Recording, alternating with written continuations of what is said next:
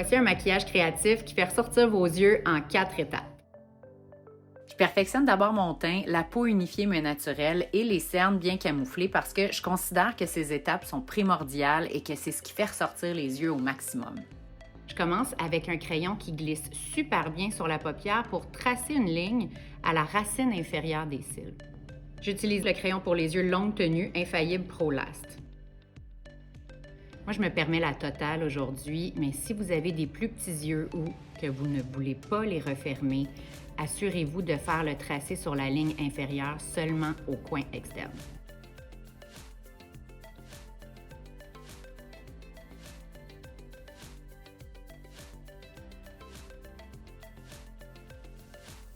Assurez-vous d'une symétrie des deux côtés. Pour ce look, j'ai choisi d'utiliser l'aubergine sur la racine des cils inférieurs, puis pour la racine des cils supérieurs, le bleu cobalt. Pour vous aider, tenez le crayon de la même manière que lorsque vous écrivez. Déposez votre doigt sur votre joue pour avoir une bonne prise et dessinez par petits traits. Quand vous arrivez au coin extérieur, vous pouvez tirer un peu pour aller chercher le crayon vraiment au ras des cils et ensuite suivez le trait que vous avez fait en bas en première étape. Pour ce look-là, j'ai envie de relier le haut et le bas ensemble. Je trouve intéressant l'effet de l'œil rond, mais si vous avez envie d'un œil plus allongé, étirez tout simplement le trait davantage. Quand on joue le crayon pour les yeux, on veut que la couleur soit hyper franche, très pigmentée. Raison pour laquelle j'ai choisi ce liner Infaillible, premièrement pour son intensité, mais aussi pour sa tenue 24 heures. Et c'est d'ailleurs un must pour la racine des cils inférieurs pour s'assurer que ça ne coule pas et que ça ne donne pas un effet cerné.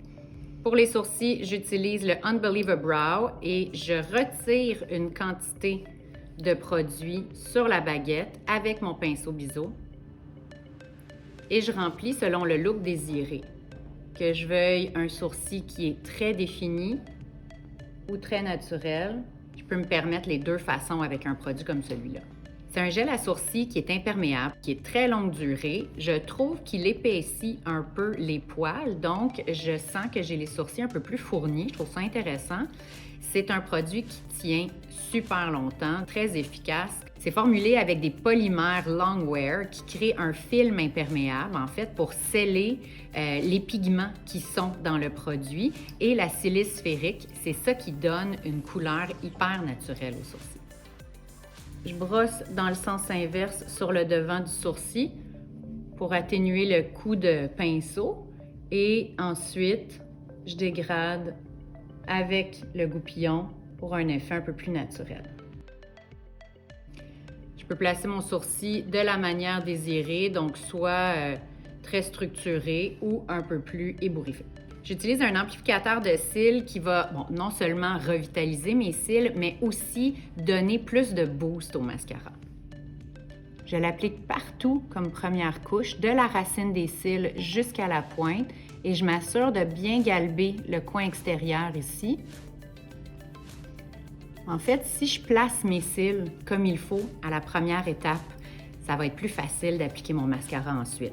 Il ne restera pas blanc, il va devenir transparent, mais c'est important d'appliquer le mascara noir tout de suite. On n'attend pas que ça sèche, ça va être plus facile d'application. Tous les produits sont complémentaires et disponibles chez Jean Coutu. Si vous souhaitez appliquer du mascara à la racine des cils inférieurs, j'irai pas mettre la base d'abord. Je trouve que ça fera des cils trop longs. Étant donné que je voulais un look qui était très percutant au niveau des yeux, j'ai opté pour le Lash Paradise, autant au niveau du primer que du mascara.